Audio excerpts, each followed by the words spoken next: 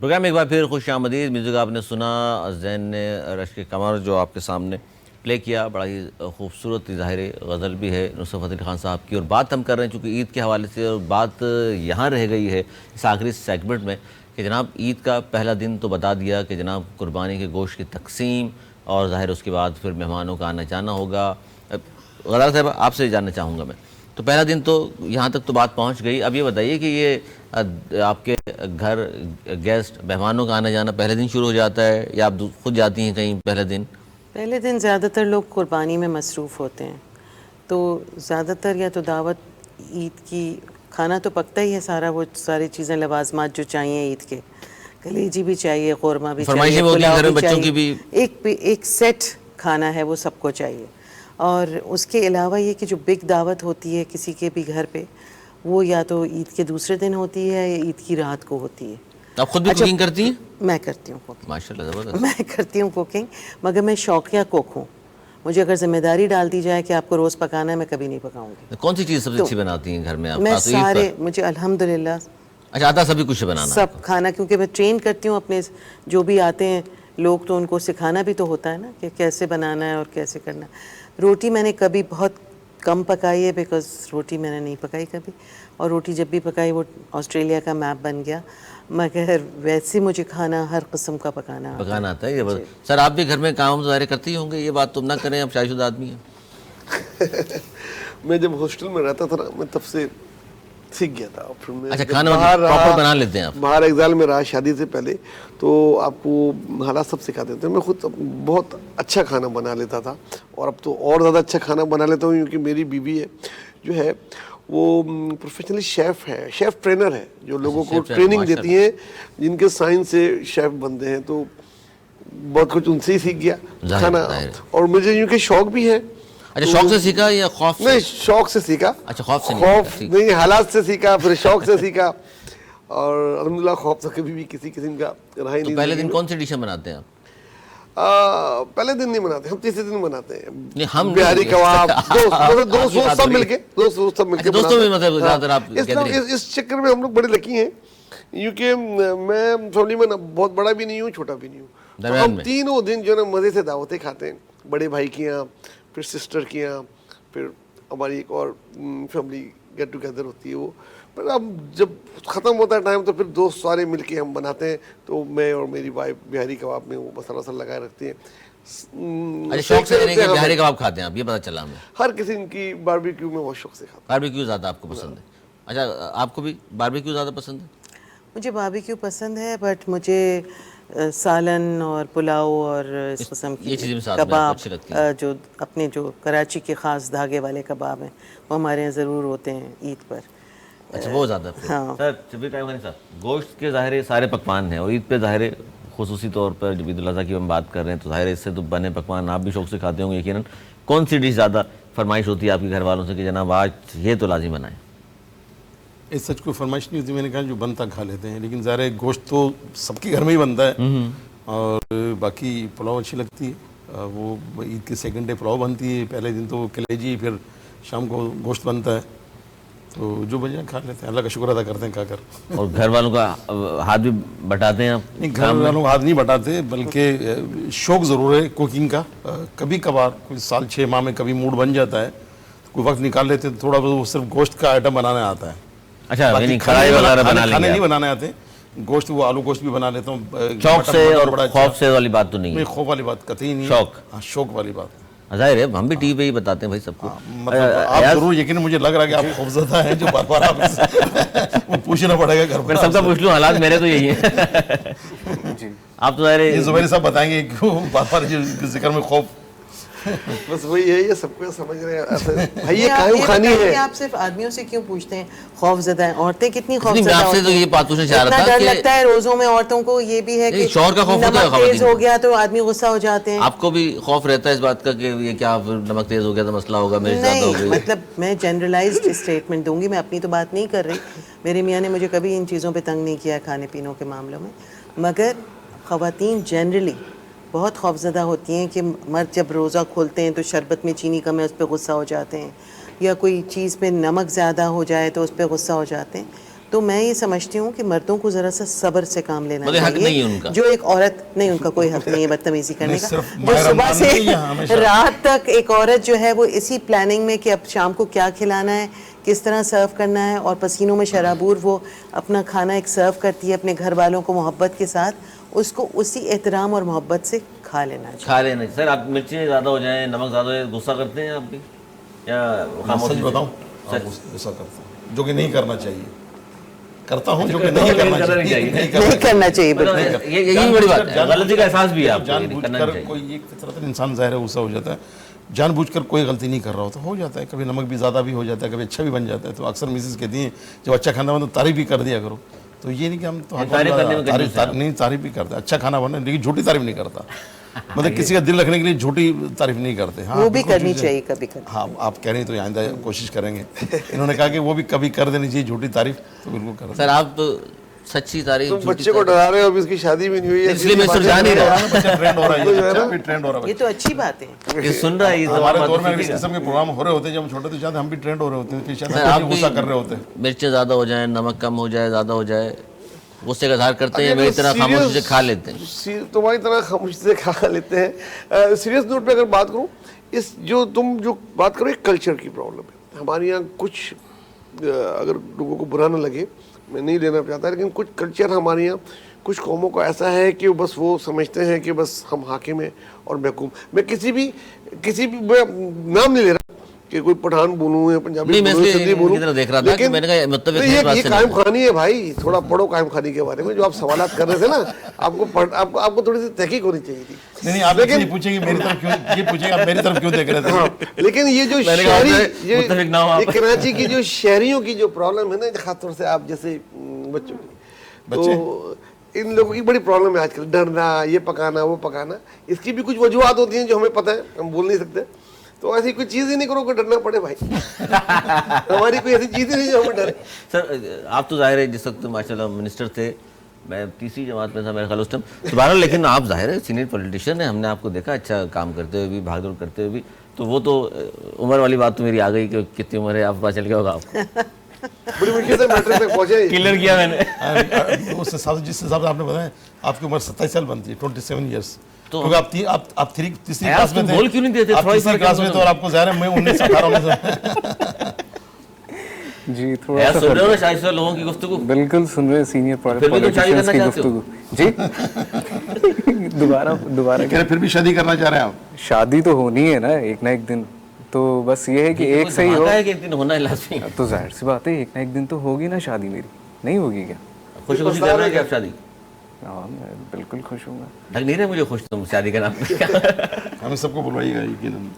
नहीं बिल्कुल खुश हूँगा ज़रूर। उस दिन तो बहुत बड़ा ग्रैंड दिन होगा ना मेरे लिए, जिस दिन मेरी शादी होगी। माशाल्लाह बहुत टैलेंट है इस बच्चे में, ये बहुत आगे जाएगा। इंशाल्लाह। और जब शादी इसकी होगी इंशाल्लाह ताला, सबको पता होगा कि इसकी शादी हो रही है। मीडिया में न्यूज़ आनी चाहिए इसकी। नहीं नहीं आएगी मीडिया में न्यूज़, मीडिया में की न्यूज़ रहती है माशाल्लाह। इतना अच्छा गाने गाते हैं, गानों के जरिए इन रहते हैं हमेशा ही।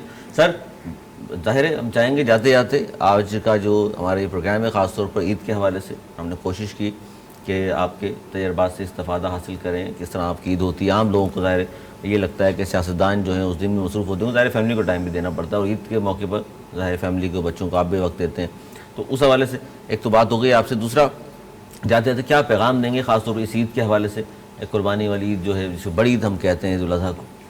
बस पैगाम तो मैं पहले सेगमेंट में दे चुका हूँ कि इस खुशी के मौके पर हम अपने भाइयों को ज़रूर याद रखें, फ़लस्तीन के भाइयों को ज़रूर याद रखें और खुश रहें और खुशियाँ बाँटें। यही मुख्तसर ज़िंदगी है। और साल में ख़ासकर जो त्यौहार के दिन ईद है, फिर बकरीद है, ये बड़े दिन हैं, तो बड़े दिन के हिसाब मुनासबत से हम उनको बड़ा दिन ज़हन में रख कर मनाएँ और खुशियाँ बाँटें। दोस्तों में, रिश्तेदारों में, आपके हल्का अहबाब में, जो लोग नहीं जानने वाले उनमें भी आप खुशियाँ बाँटें। तो मैं समझता हूँ फिर आप पुरसुकून भी रहेंगे और आपके एक हकीकी खुशी महसूस होगी। आप एक हकीकी खुशी महसूस होगी। ज़बरदस्त आपने पैगाम दिया। आप क्या कहेंगे नौजवानों को, खास तौर जो आपकी एज के लोग हैं? मैं तो यही कहना चाहूँगा कि अपनी खुशी के साथ साथ दूसरों की खुशी का भी ख्याल रखें और जो मुस्तहिक लोग हैं उनका भी ख्याल करें। यार ये पैगाम मुझे भी काम दे दिया था, तुम जानबूझ के फिर कॉपी कर रहे हो। जो घरों में दरवाज़ा खटखटाते हैं ना लोग, तो उनको रिस्पॉन्ड करना चाहिए। कुछ लोग होते हैं जो इग्नोर कर देते हैं, मैंने अपनी आंखों से देखा है। तो उनका ख्याल करें, क्योंकि पाकिस्तान में अगर उनका ख्याल नहीं करेंगे तो जो आप समझ रहे हैं कि फ़कीर कितने हैं पाकिस्तान में मांगने वाले, और घरों में दरवाज़ा खटखटाते हैं बाकायदा, तो उनका ख्याल करें बस, क्योंकि वो इंसान है, लिए तो फिर वो भी बहुत सारे इंसान लोग है घूम रहे हैं ना, वो तो और ना करें बात ही। ह्यूमन है ना, तो ह्यूमनिटी जो है वो सबसे पहले है। यस बस उनका ख्याल करना ख्याल चाहिए जी, बिल्कुल। जो खासतौर पर मुस्तहकीन उन तक गोश्त जरूर पहुँचाए, आपके ज़ाहिर दरवाज़ा बजा रहे हैं वो भी, और आपको खुद जाना चाहिए उन लोगों के पास चल कर के, जो सफ़ेद पोश लोग जिन्हें हम कहते हैं, जो बेचारे आप ज़ाहिर मुँह से कह भी नहीं सकते आपको कि वो अफोर्ड नहीं कर सके कुर्बानी, उनके यहाँ हमें सबको पहुँचाना भी चाहिए। और जायज़ ज़ाहिर है, अब तो 3 हिस्से भी अब तो कुर्बानी गोश्त कैसे कर रहे होते हैं कि जी एक डीप फ्रीज़र का है, एक फ्रिज का है और एक हमारा अपना, जबकि अब ना अजीज़ रिश्तेदार, ना दोस्त अहबाब, ना गरीब गुरबा जो कहा जाता है, 3 हिस्से करके पहुँचाएँ। आप क्या कहेंगी गज़ाला साहब इस मैं हवाले से? समझती हूँ कि ये जो ईद है, ईद कुर्बान और बकरा ईद जिसे कहा जाता है, इस पे हमें कुर्बानी का जो जज्बा है, जो एसेंस है इसका, जो समझ है इसकी, जो फ़िलासफ़ी है इसके पीछे, जो मैसेज है, उसको समझने की ज़रूरत है।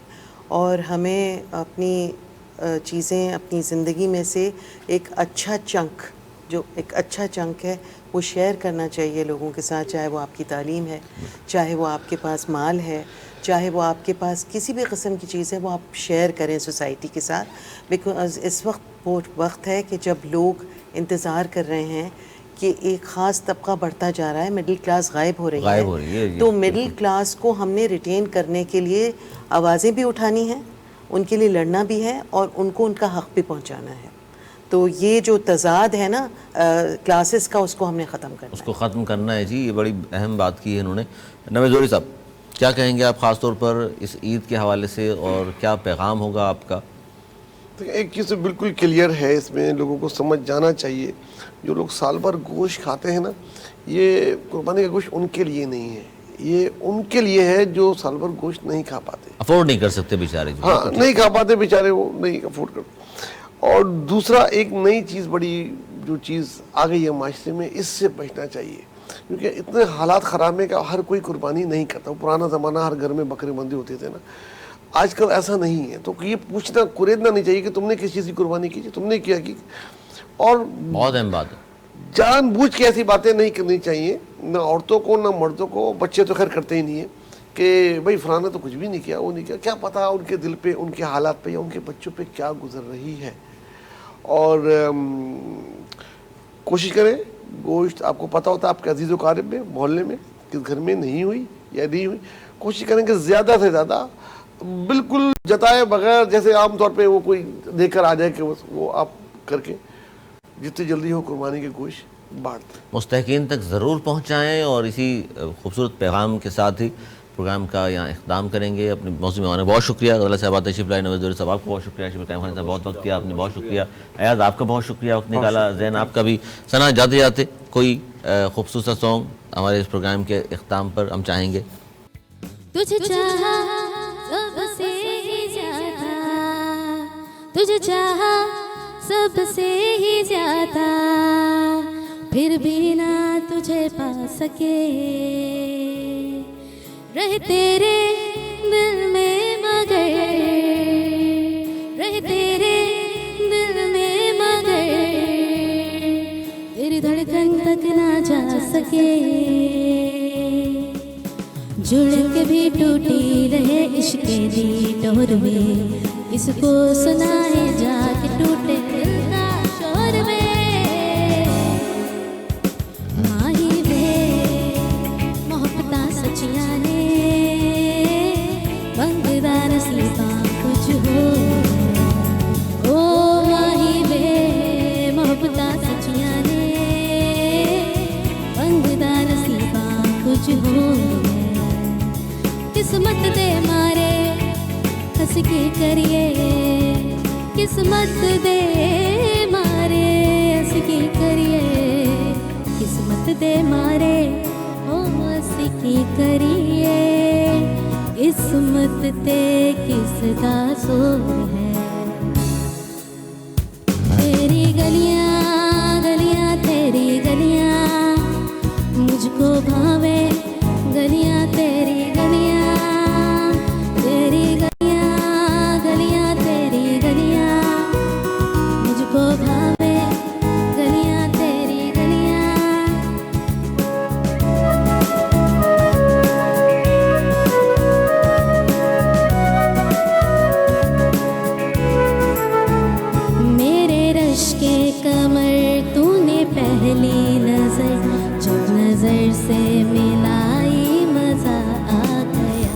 मेरे रश के कमर तूने पहली नजर जब नजर से मिलाई मजा आ गया मेरे रश के कमर तूने पहली नजर जब नजर से मिलाई मजा आ गया जब नजर से मिलाई मजा आ गया बर्फ सी गिर गई काम ही कर गई आग ऐसी लगाई मजा आ गया मेरे रश के कमर तूने पहली नजर मिलाई मजा